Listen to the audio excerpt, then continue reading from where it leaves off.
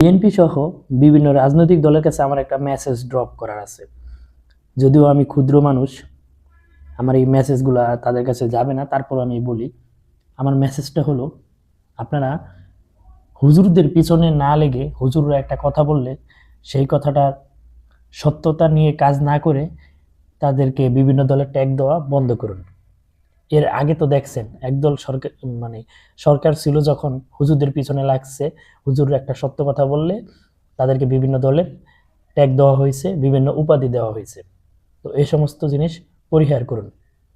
মিজানুর রহমান আজহারি, শায়ক আহমদুল্লাহ, মুফতি সাইফুল্লাহ, মামুনুল হক সহ যারা আলেম ওলামা আছে, তাদেরকে মানুষ ভালোবাসে আল্লাহর জন্য, তাদেরকে ব্যক্তি স্বার্থে কেউ ভালোবাসে না, বা তাদেরকে দেখে কেউ ভালোবাসে না। তাদেরকে ভালোবাসে তারা আল্লাহর কথা বলে, রাসূলের সত্য কথা, রাসূল কিভাবে দেশ চালাতো, রাসূল কিভাবে মানুষকে মানবতা শিখাইছে, তারপর মহানুভবতা শিখাইছে, রাসূল দুনিয়া চালানোর কিভাবে চলতে হবে সেটা শিখাইছে, সেটা নিয়ে তারা কথা বলে।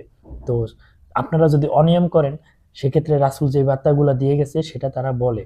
তো সেটা বললে যদি আপনারা তাদেরকে বিভিন্ন ট্যাগ দিতে থাকেন, তাহলে তো মানুষ থেকেও আপনারা দূরেই চলে যাবেন। তো মানুষের কাছে যাইতে হলে, মানুষের ভালোবাসা পাইতে হলে আলেম ওলামাদের ভালোবাসুন, ঠিক আছে? তারা আপনাদের শত্রু না, তারা আপনাদের ভুল ধরায় দেয়। তো তারা যদি আপনাদের ভুল ধরায় দিতে যায়, তখন যদি আপনারা তাদের বিভিন্ন রকমের ট্যাগ দেন, সেক্ষেত্রে ক্ষতি আপনাদেরই।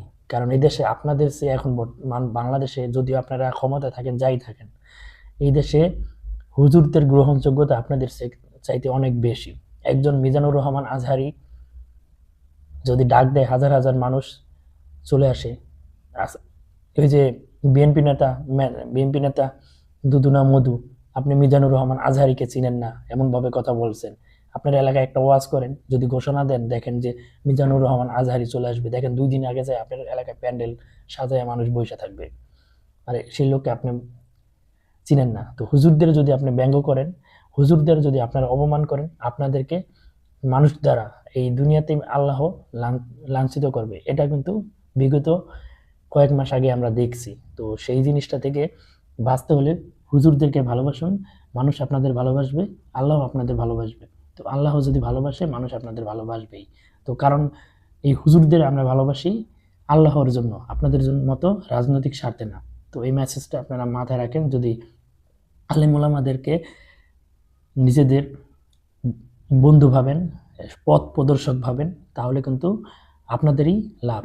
কারণ আলেম ওলামাদের সম্মান করবেন, এই দেশের মানুষ আপনাদেরকে সম্মান করবে এবং আপনাদেরকেই সম্মান করে ভোটটা দিবে। আর যদি আলেমদের পিছনে আপনি লাগেন, তাহলে কিন্তু এই দেশের মানুষ আপনাদেরকে মনে করেন যে মুখ ফিরিয়ে নেবে আপনাদের থেকে। তো সেই জিনিসটা মাথায় রাখেন।